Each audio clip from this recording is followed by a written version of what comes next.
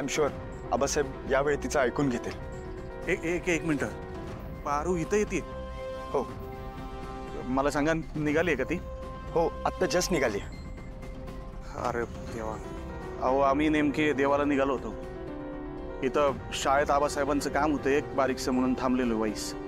No no no no no Dadasaheb, शेवटची request, हक्काने विनंती करतोय. दादासाहेब प्लीज आबासाहेबांना तिथे थांबवून ठेवा आणि मला लोकेशन सेंड करा. पारू तिथे पोचेलच लवकरात लवकर. बरोबर, मी बघतो काय करता येईल ते, काळजी करू नका. बघतो.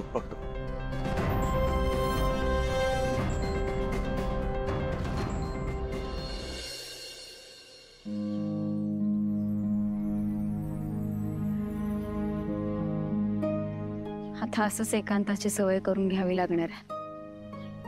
मनाची तयारी करावी लागणार आहे, कारण त्याशिवाय या सगळ्यातून बाहेर पडणं शक्य नाहीये.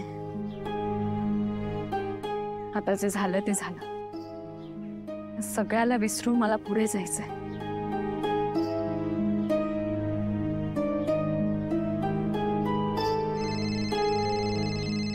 पारू, हॅलो. प्रिया मॅडम, मी येतेय. येते म्हणजे? पारू कुठे येतेस तू?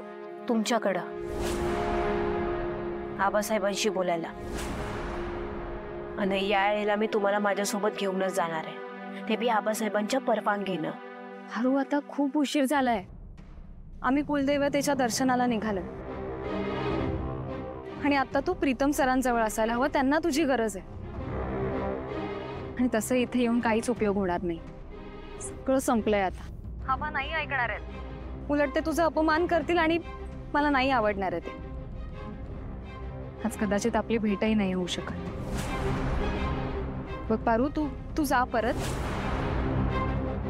जे सुख माझ्या नशिबातच नाहीये ना, ते मला कोणीच मिळवून नाही देऊ शकत. हे बघा प्रिया मॅडम,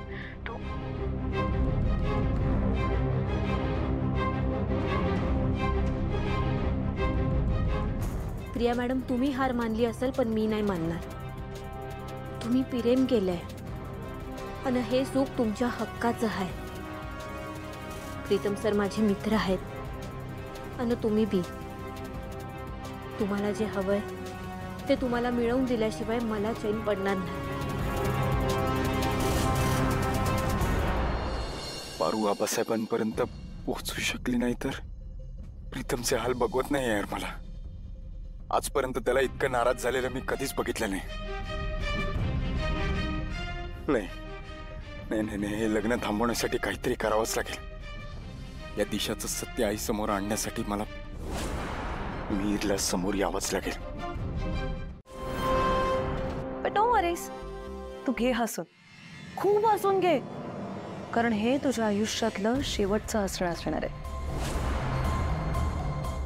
इथून पुढे लग्न झाल्यावर आयुष्यात कधीच माझ्या समोर हे असं हसण्याची हिम्मत नाही करायची तू.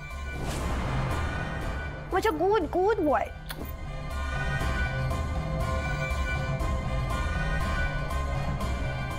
प्रीतम, तुझा तो ओव्हर स्मार्ट भाऊ आदित्य आणि तुझी ती फालतू मेड बेस्ट फ्रेंड पारू, तुम्ही तिघं मिळून जे काही करण्याचा ट्राय करताय ना, ते नाही होणार आहे पॉसिबल. तुम्ही तिघं मिळून काहीही केलं तरी हे लग्न नाही थांबवू शकणार. मला माहिती आहे आदित्यने सासू मॉमला पारूला काहीतरी इम्पॉर्टंट कामासाठी बाहेर पाठवायचं वगैरे सांगून बाहेर पाठवलंय, पण आय नो ती त्या प्रियाला आणायला गेली ना. See, I know everything. And you know one thing, interesting गोष्ट, मी तुम्हा सगळ्यांच्या एक स्टेप पुढे असते always. So now you just wait and watch and all the very best for your plan.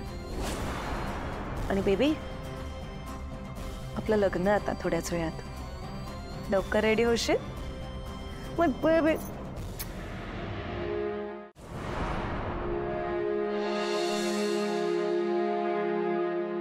देवी आई. अगं पारू, तू अजून इथेच आहेस? किती उशीर झालाय.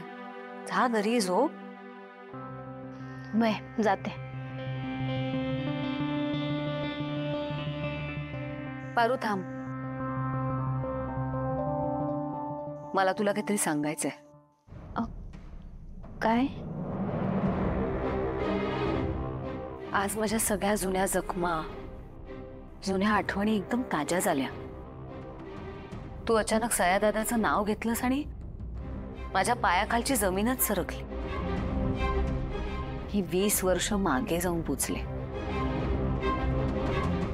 मला सांग, मी इतकी वर्ष सयादादाबद्दल माझ्या मुलांना काहीच नाही सांगितलं म्हणून मी वाईट, चुकीची आई ठरले का ग? नाही देवी आई, तुमच्या दोन्ही मुलांच्या मनात तुमच्याबद्दल असलेल्या आदराचं मोल कुणीच नाही करू शकत. एक सांगू, मी ह्या सगळ्याबद्दल त्यांना इतकी वर्ष नाही सांगू शकले कारण मला माझ्या मुलांच्या मनात त्यांच्या मामाबद्दल द्वेष निर्माण करायचा नव्हता. 20 वर्षांपूर्वी मी ते गाव सोडून इथे आले. पण माझी पण एक बाजू होती. पारू, तुला आपलं एस फाउंडेशन माहितीये? वय मला आदित्य सरांनी सांगितलं होतं. एस फाउंडेशन म्हणजे सयाजीराव फाउंडेशन. माझ्या सयादादाची सगळी स्वप्न पूर्ण करण्यासाठी सुरू केलेली एक संस्था.